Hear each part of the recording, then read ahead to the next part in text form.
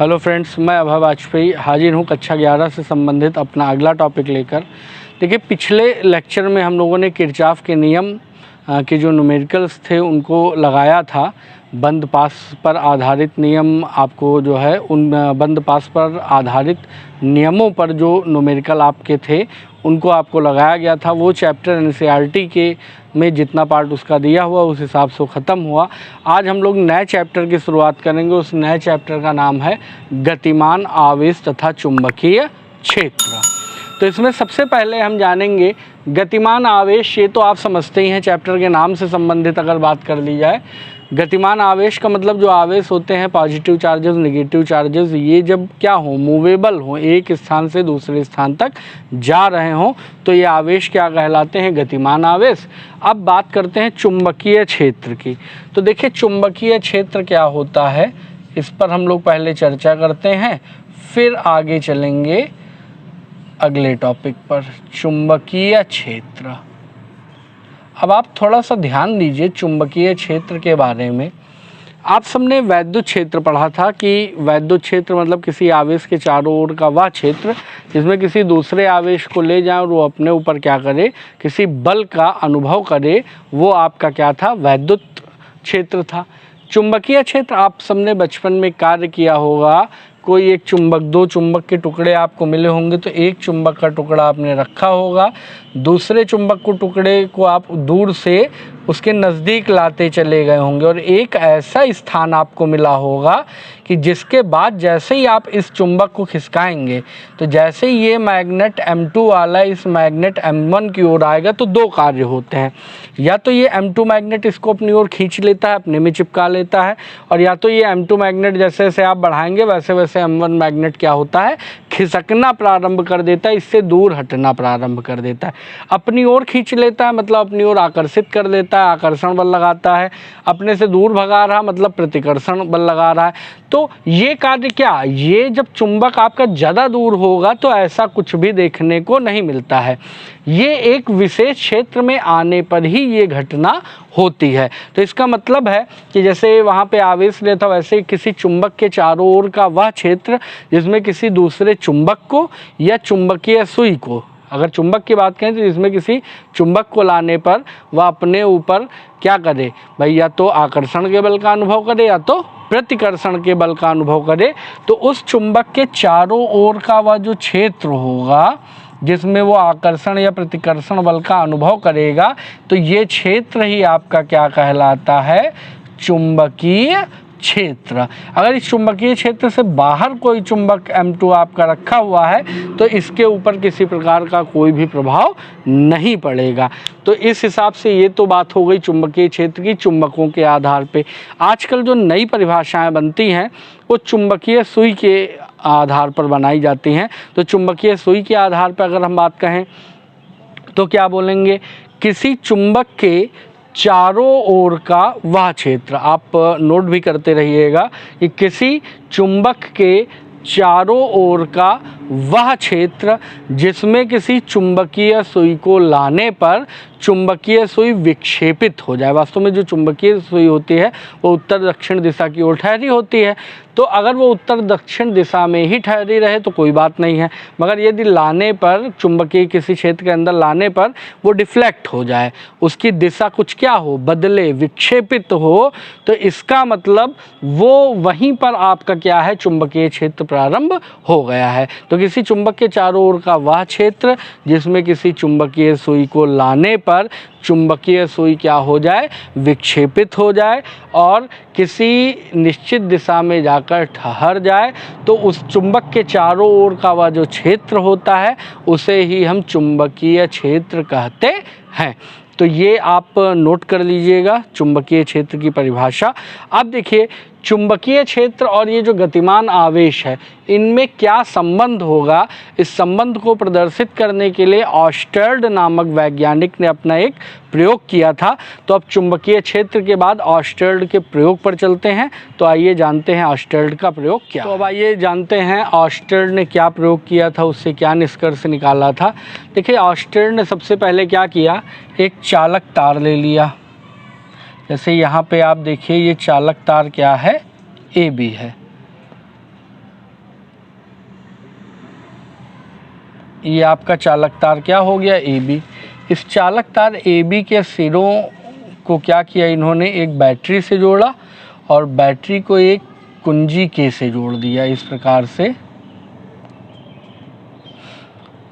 तो ये बैटरी जिसका EMF E है मान लीजिए कुंजी K हो गई, और AB एक क्या हो गया आपका, ये एक चालक तार है।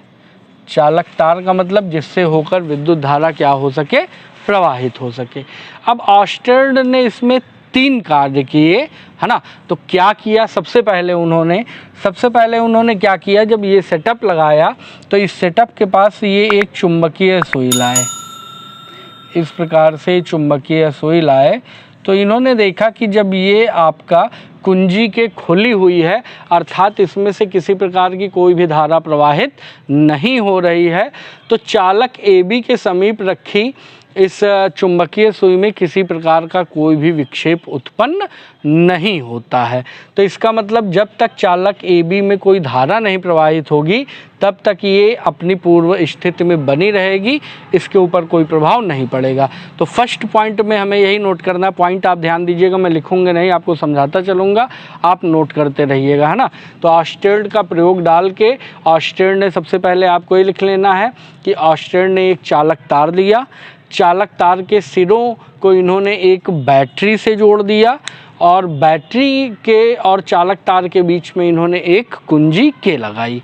ठीक, अब इसके बाद में ऑर्स्टेड के अनुप्रयोग जो ऑर्स्टेड ने प्रयोग किए उनके निष्कर्ष क्या निकले। तो पहला पॉइंट डाल के निष्कर्ष में पहला पॉइंट डालेंगे कि जब चालक तार AB में कोई धारा नहीं प्रवाहित हो रही थी तो उस समय चुंबकीय सुई को AB के नज़दीक लाने पर ये चुंबकीय सुई में किसी प्रकार का कोई भी विक्षेपण नहीं हो रहा था।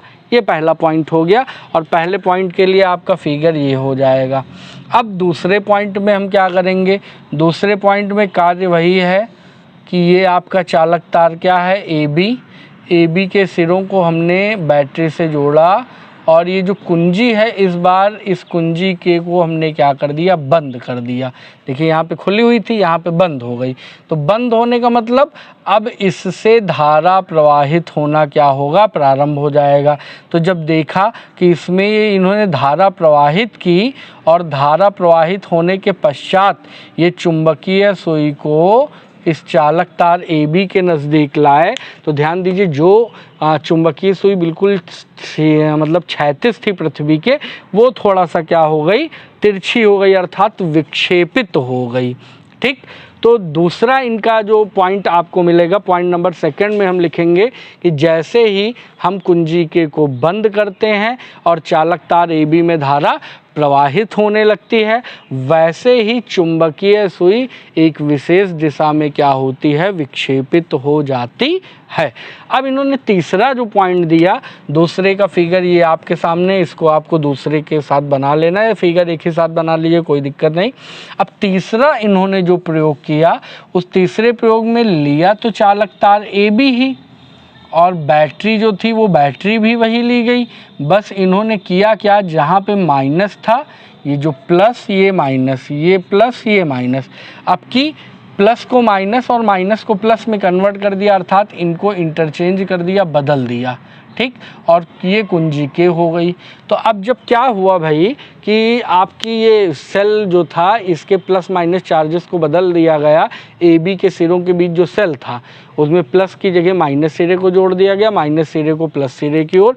तो इन्होंने देखा कि ये चुंबकीय सुई जो इस तरफ विक्षेपित हो रही थी वो अब इस तरफ विक्षेपित ना हो के इसके जस्ट अपोजिट डायरेक्शन में क्या हो गई, विक्षेपित हो गई।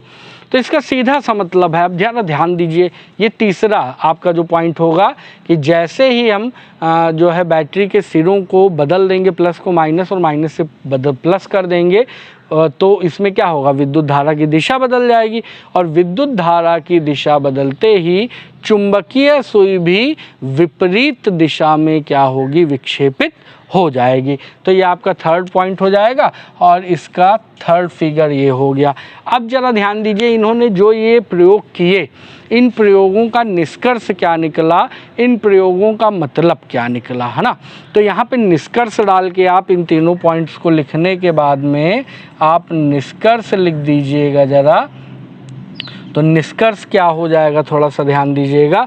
ये आपका हो जाएगा कि जैसे ही जब तक चालक तार में किसी प्रकार की कोई भी धारा प्रवाहित नहीं हो रही थी, तब तक चुंबकीय सुई में कोई विक्षेपण नहीं था, मगर धारा के प्रवाहित होते ही चुंबकीय सुई में विक्षेपण हो गया।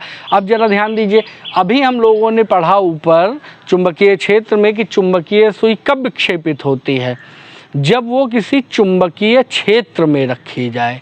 तो अब बात समझिए जरा, यहाँ पे चुंबकीय क्षेत्र या वैद्युत क्षेत्र स्थापित हो रहा है, और वैद्युत क्षेत्र स्थापित होने के बाद भी क्या हो रही है, चुंबकीय सुई विक्षेपित हो रही है। तो ये क्या बात है, क्या मामला है भाई। अभी तो चुंबकीय क्षेत्र में थी तब विक्षेपित हो रही थी, बात हुई थी कि चुंबकीय क्षेत्र में रखी जाएगी तब विक्षेपित होगी। तो ये क्या मामला है, कैसे ये चेंज हो गया कि यहाँ पे विद्युत धारा प्रवाहित करने पर ये क्यों विक्षेपित होने लगी।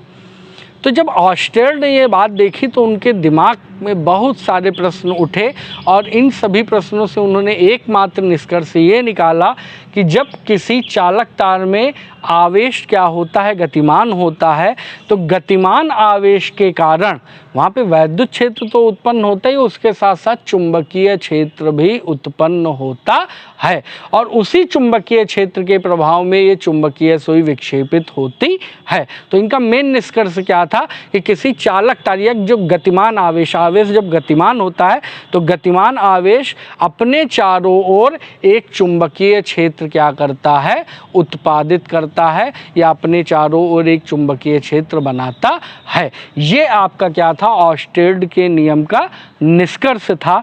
तो इसको आप कंप्लीट कर दीजिएगा, लिख लीजिएगा। जल्द ही हम हाजिर होंगे अपने नेक्स्ट टॉपिक के साथ। तब तक के लिए धन्यवाद।